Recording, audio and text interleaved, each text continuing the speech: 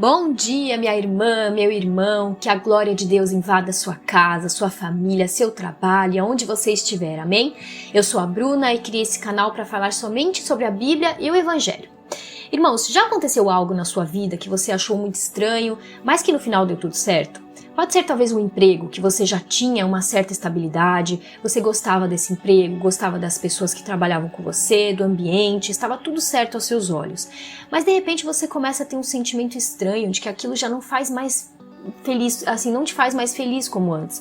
Talvez a rotina já te fez olhar o emprego com outros olhos, já não é mais como antes, e você tem aquela percepção de que é Deus que está pedindo para você largar aquele emprego. Aí você então resolve pedir as contas, mas com medo, porque você sabe que aquela não é a melhor decisão. E até sua família acha estranho, porque afinal de contas você tem contas para pagar. Aí passa um tempinho e vamos supor que você encontra com alguém que talvez você não tinha mais tanto contato e essa pessoa te apresenta para alguém que fica sabendo do que você trabalha.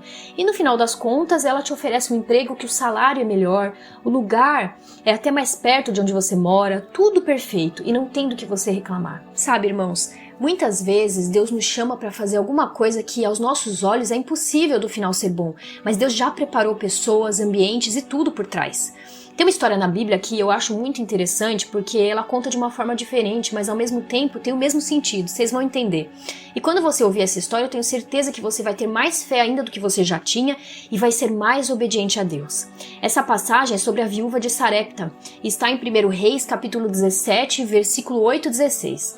Então o Senhor diz a Elias, vá morar em Sarepta, perto da cidade de Sidom, dei ordem a uma viúva que mora ali para lhe dar alimento. Elias foi a Sarepta, quando chegou ao portão da cidade, viu uma viúva apanhando gravetos e lhe perguntou, pode me dar um pouco de água para beber, por favor? Enquanto ela ia buscar a água, ele disse, traga também um pedaço de pão. Mas ela respondeu, tão certo como vive o Senhor, seu Deus, não tenho um pedaço sequer de pão em casa. Tenho apenas um punhado de farinha que restou numa vasilha e um pouco de azeite no fundo do jarro. Estava apanhando alguns gravetos para preparar esta última refeição e depois meu filho e eu morreremos. Elias, porém, disse, não tenha medo, faça o que acabou de dizer, mas primeiro faça um pouco de pão para mim. Depois use o resto para preparar uma refeição para você e seu filho. Pois assim diz o Senhor, Deus de Israel, sempre haverá farinha na vasilha e azeite no jarro, até o dia em que o Senhor enviar chuva. Irmãos, naquela época, eu não sei se você sabe, mas Sarepta ficava em Fenícia, que era fora do território israelita. E as mulheres viúvas eram extremamente vulneráveis. Por quê? Porque em Israel existia uma lei chamada Lei Mosaica, citada em Levíticos e em Deuteronômios, que prescrevia proteção e ajuda às viúvas e órfãos. Mas como Sarepta era fora de Israel, aquela viúva então não tinha esses direitos. Então muitas vezes essas mulheres dependiam de caridade ou de pequenos trabalhos. Então você imagina a cabeça dessa mulher, saindo triste, chateada, com medo, ansiosa, com certeza os piores pensamentos, porque afinal de contas ela estava saindo para buscar graveto para a última refeição dela e do filho. E depois disso nem ela sabia mais o que ia acontecer.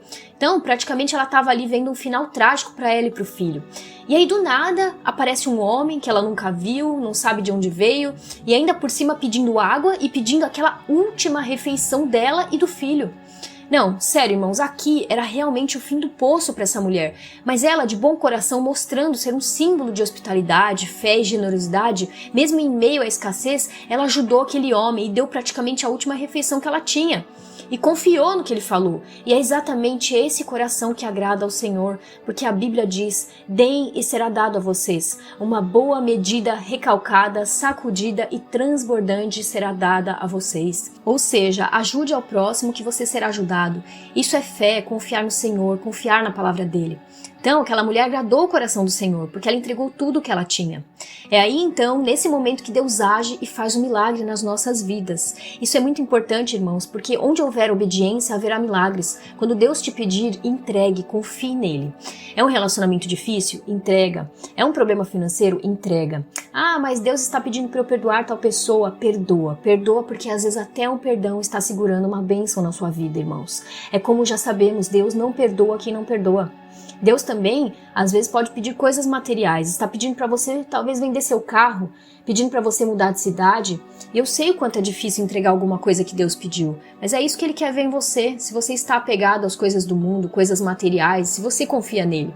Entregar não significa desistir. Entregar significa confiar nos planos dele para algo melhor para nossa vida. Porque Deus é bom, irmãos. Ele nunca vai te pedir algo para depois te dar algo pior.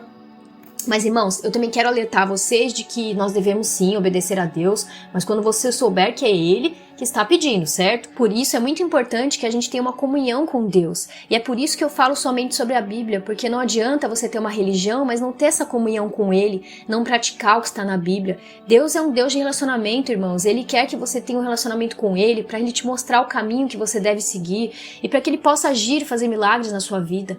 Então, para finalizar aqui a história da viúva, ela fez conforme Elias disse.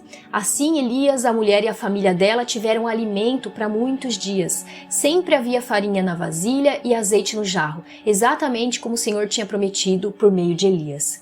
E assim eu finalizo a história dela, dizendo que Deus não entregou a ela apenas o que ela tinha dado a Elias, mas Ele fez muito além, dando a ela comida até o final daquela seca, e ainda fez mais. Teria comida para ela e para a família dela, como diz a Bíblia.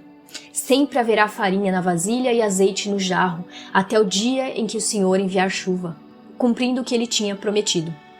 E ainda no final da história, o filho da viúva morreu e Elias ainda ressuscitou o menino depois de tudo, confirmando para ela que o Senhor estava à frente de tudo. Então essa passagem nos mostra e nos ensina que precisamos confiar mais no Senhor, irmãos. Entregar o pouco que nós temos, confiar mesmo sem ver, acreditar mesmo que tudo parece perdido. O mesmo Deus que multiplicou a farinha e o óleo e ressuscitou o filho da viúva é o mesmo ontem, hoje e sempre, e vai fazer na sua vida também, amém? Então, esse foi o ensinamento da Bíblia de hoje. Se você achou que essa mensagem te ajudou, te ensinou, curte o vídeo, se inscreve no canal, é muito fácil e rápido. É só você clicar aqui embaixo no canto direito, no cordeirinho. Depois você ativa o sininho para receber sempre que um novo vídeo for postado, combinado? E se você quiser que eu ore por alguém, deixa o nome da pessoa aqui nos comentários, tá bom? Agora vamos orar. Se você puder, feche os seus olhos e ore comigo.